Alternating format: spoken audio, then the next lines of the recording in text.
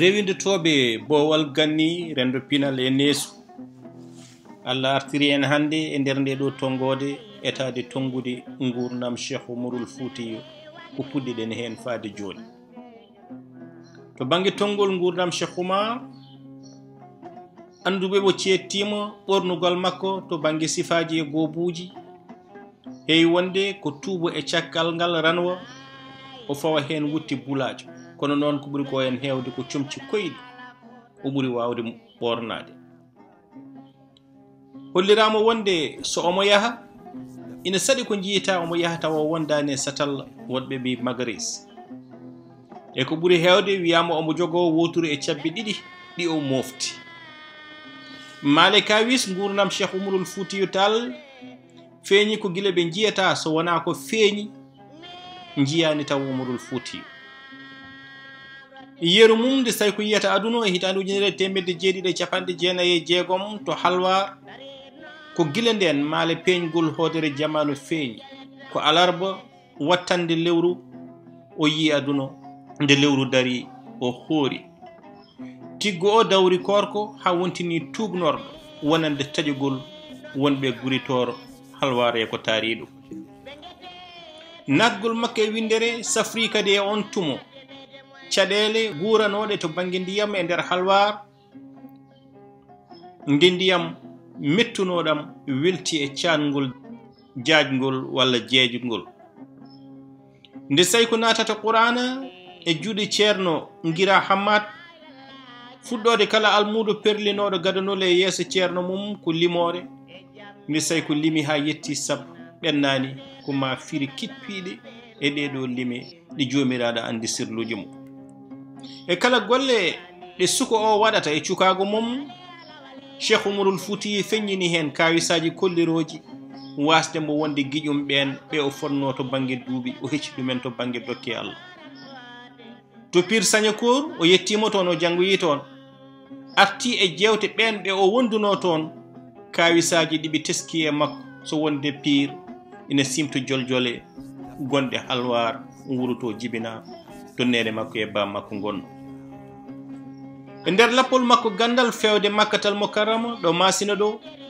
o hawri ɗon e jibinede Ahmadou Sayku nde Sayku Amadou tottimo cukalel ngel o yo duwana ɗum tiggo o haacango natɗo e juuɗe mo golwol Islam jogorimo rendinoyde mum janggo e jaam nde Sayku jofni hijore mum o waɗi jillu gandal o yeehi ha to Damas hande lamorgo leydi Syrie lamɗo gonnoɗo ɗon siicimbo nefimbo siisi ñamdude e kala ɓalejo kono caggal mum wonti tefowo Sayku nde sellini ɓe yi ko debbo joɗinoɗo duuɓi hakkille mum no wirni to Baytal Miqdasi nde Sayku ummi hijjore yehi toon o yaadi koye Aliou Miñiko ɓe gari ɗo wiite Gaza lamɗo o tottimo ɓatake fewde gardiɗo Baytal Miqdasi nde on ɗon heɓi ɓatake o jangi ɗum namdi holmbo o wiyata o woni saabu handinani ngal ɗo gandal e ngal teddugal e ɓalejo e Cheikh Umarul Fouti umminoɗo Fuutatore on saaha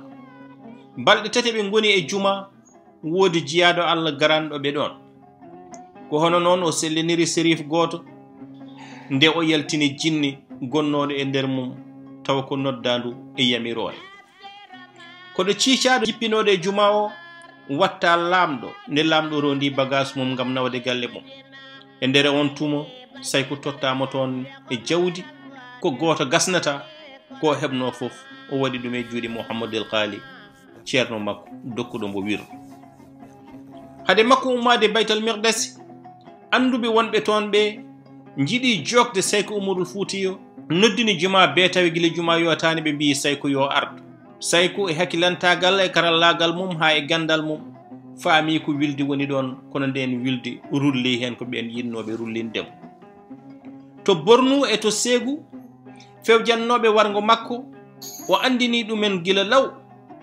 feere mumen tinama boni ɗum waɗi kadi to Jolof waɗi kadi e to Fuutatoro nde Tamba ummoto yanoyde Dinguiraye ko cumo fali ɗum kañum e koninkoɓe mum e lawol o ɗanini kadi koninkoɓe Tamba umminoɓe yanoyde e makko e gartugol makko to Caire.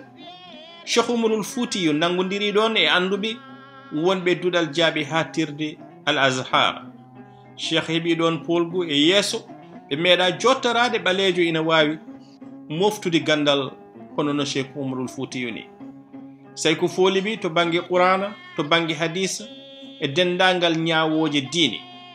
ko leñam magu addani gote mabɓe huccide Cheikh Umar wi ɗum eyma gandal an no mbaɗa hewde daraja ni hande ɓerdam jebti e ma ala ɗo comotoɗa so wona e nguru ɓalew arabe ɓe gulli puɓɓinimo kelle on ɗon kalnoɗo ɗum.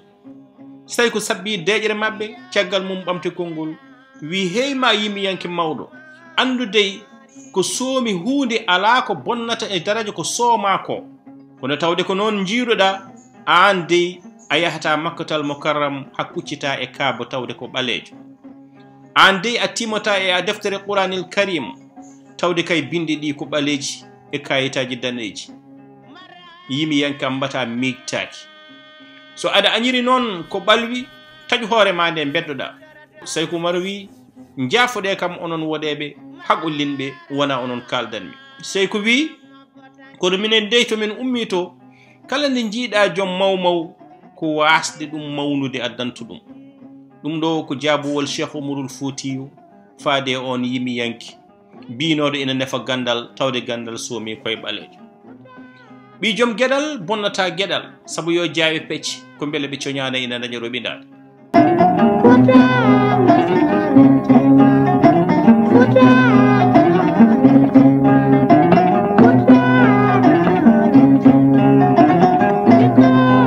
to Borno e to Sokoto hare hakkude hawsankoɓe e bornunaɓe Sayku Umar ñifiri ɗum ko yimre nde 150 konngol walla mbiyen radio.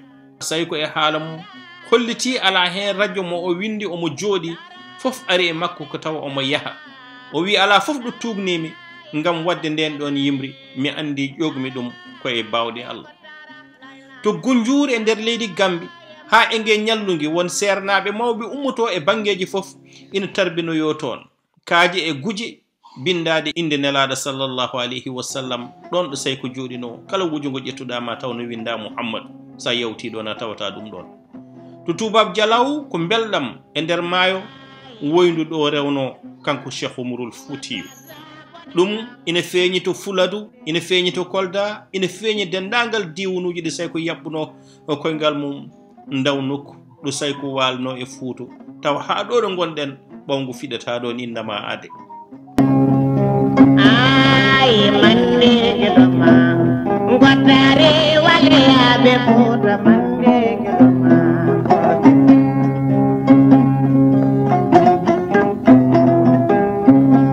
so en jawti ɗum garen e holi ɓen winduɓe Sayku Umarul Fuutiyu.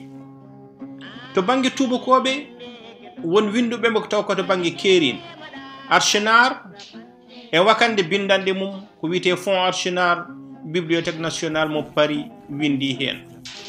Gérard Chenet windi El Hadj Umar chronique de la guerre sainte. biteɗo Émile Doucoudray windi El Hadj Umar un prophète armé. biteɗo Fernand Dimon windi l'anti-sultan ou El Hadj Umar Tall du Fouta combattant de la foi. biteɗo Jean-Claude Frolich windi e Cheikh Umarul Fuutiyu. biteɗo Claudine Geresh windi jugement du moniteur du Sénégal sur El Hadj Umarul Fuutiyu 1857 à 1864. o windi kadi un aspect peu connu de la vie de El Hadj Umarul Fuutiyu Tall. biteɗo Gérard Meyer windi la lance, la vache, le livre. biteɗo Henri Mognot windi El Hadj Umar in les Africains. ɗum ko defte keeriɗi jowitiɗe El Hadj Umar.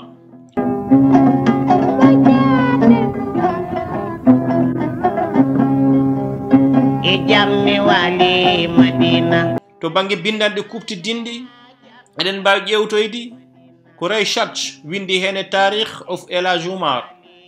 caggal ɗum Maurice Puech windi e deftere makko witende Les Rimas.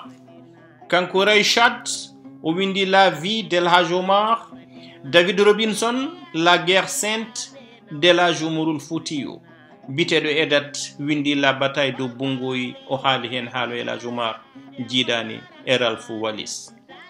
Guy Alphonse, Le Châtelier, Paul Marty, Eugène Meige, Vincent Monteil, Yves Saint-Martin, Paul Soleillet, Canal Surette, Gaden, Delafosse, Christian Colomb, ɓeɗo fof mbindi Christian Colomb no windi ko Les Marabouts et le Prince haala Elhadji Umarul Foutiyou Tall yetti toon tummitti kewɗe. Woodi kadi defte bindade Elhadji Umarul Foutiyou taw muulaka ina jeeya hen تدخير الغافلين عن غوب اختلاف المؤمنين ɗum ko Paris Bibliothèque nationale de Paris ne taweton. Rimah Hizbar Rahim ala Nuhur Hizbar Rajim. Jawahir al-Maani fi Sidi Abdul Abbas at-Tijaniya Safinatu Sada. Kono modum natindi Madina sekana tende Madina mi ardi kono. To bange ɓaleɓe winduɓe makko, Babacar Coulibaly windi l'armée toucouleur du djihad oumarian. Chiaka Umar Diarra Souba windi la grande épopée d'Elhadji Umar.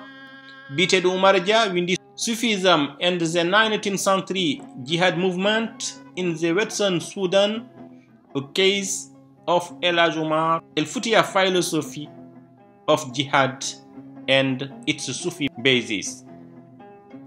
Cheikh Moussa Camara, La vie d'Elhadji Umar, itta koye arab taw itti ɗum ko biteɗo Amar Samb. Biteɗo Alioune Koné windi La prise de Ségou et la fin d'Elhadji Umar. Madine Lital windi Un islam militant en Afrique de l'Ouest, la Tidjaniya de Cheikh Oumar contre les pouvoirs traditionnels et la puissance coloniale. Ibrahima Wane windi L'énigme du Massina. Mamadou Sissoko windi Chronique d'Elhadji Umarul Foutiyou. Amar Samb windi Sur Elhadji Umar. Mouhammad Aliou Thiam windi Ngurdam Elhadji Umar taw ko beyti e Pulaar. Yaya Wane windi deftere iniri ɗum Do halwar a Degembre, l'itinéraire de Cheikh Umarul Foutiyou Tall. ɗum ɗo ko seeɗa ko meftuɗen e ɓen winduɓe e Cheikh Umarul Foutiyou taw jiidani kam e deftere Samba Dieng Elhadji Umar, la perle de l'islam.